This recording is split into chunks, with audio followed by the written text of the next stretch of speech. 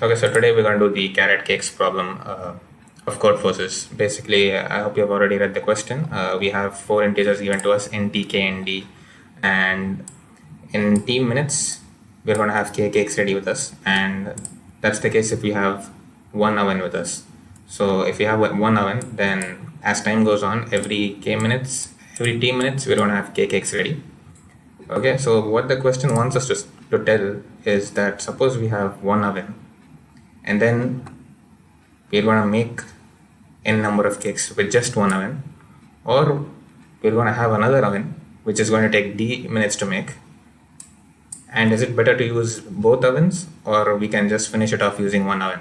The constraints are very small, so we can just simulate it, and we see that we're going to need a running time. So basically the best way to solve these kinds of problems is to draw something like this. This is time which is represented by tt. It's going to keep on going 1 2 3 4 5 all the way up, and it's going to stop. We're going to make this loop stop as soon as we are finished making these n cakes. Now we have a case called without. This is without the other oven. This is just using one oven, and this is the case of with, meaning we're going to be using two ovens. So in the case of without, let's say we just have one oven, then taking this test case where we have 8 cakes which we need, and every 6 minutes we're going to have 4 cakes ready. So if you look at this timeline, we can see that in t minutes, which is right here, we're going to have 4 cakes ready. Then after t more minutes, which is going to be all the way up till here, we're going to have 4 cakes ready right here as well.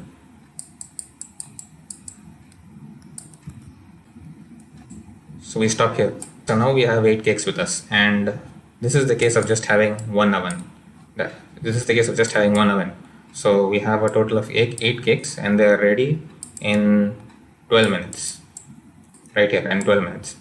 Right, so we can see that every time we can do a this tt mod t, and whenever it becomes 0, meaning it's exactly divisible by 6, it's exactly divisible by t, and that time we can add k to our without count, which is going to tell me at this particular time how many cakes have I made using just one oven. Now in the case of with, I'm going to have the number of cakes I've made, not only with this one oven, but also including the second oven.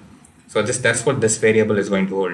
So this doesn't come up immediately. It's going to take d amount of time. So you have to draw all the way up till d, and then here the oven is building. So it's still in the building phase. We are not ready with it's not going to be making anything. Now after the building phase is over, after the building phase is over, count 1 2 3 4 5 and 6. Now 6 minutes or t minutes have elapsed, and since t minutes have elapsed, now when it reaches 11, it's going to have 4 cakes ready, right? And it's not going to have just 4 cakes ready. The other oven also already had made 4 cakes when it reached the 6th minute. So 4 plus this 4, and at 11 itself we have 8 cakes ready with us when we are using 2 ovens. So 8 cakes are ready here when we have 2 ovens. When you have 2 ovens, we have 8 cakes ready in 11 minutes. So which is better? The one we have when you have 2 ovens, that case is better. So how are you going to write the code for this? The key thing to notice here is that how are you going to know when to add to the with, meaning when to add to the second oven. So we can see that we just subtract the d. So from here, from this position, whenever t occurs from this position, we're going to add to our width.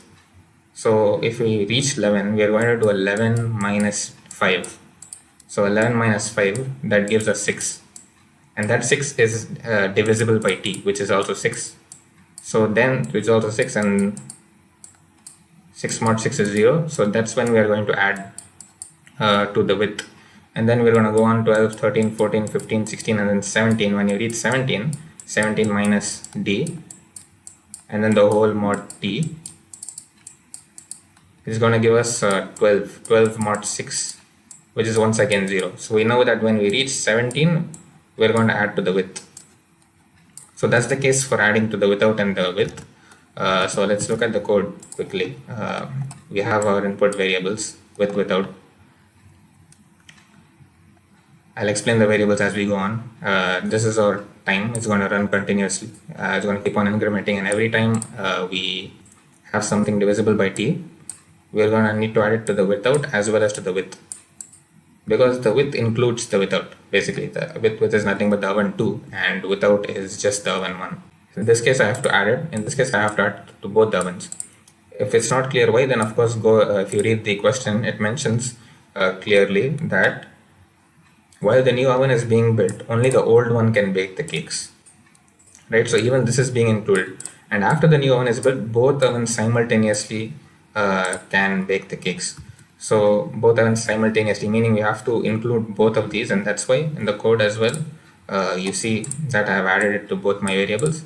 And then whenever the time is lesser than d, then it's still in the making, so I cannot add it to my second oven, right? Whenever it's still in the building phase. And then I do the condition where I subtract it from the time tt minus d, that is if it's greater. If both of these conditions are satisfied, then I can add it to my second oven's count.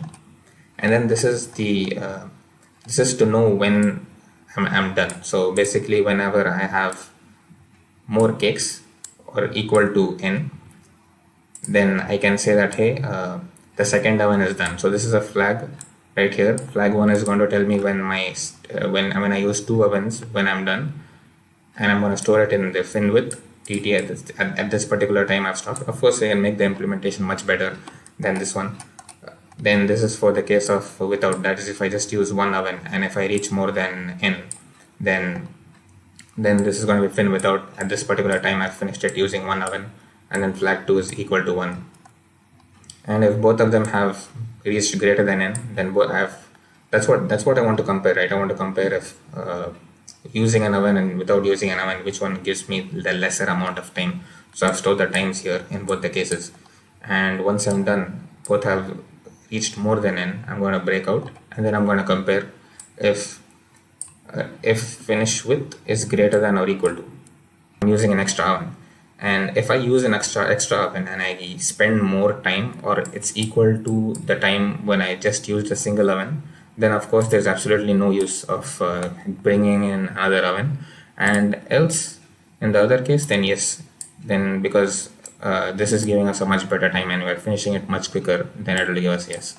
So that's it for the code, and thank you for watching.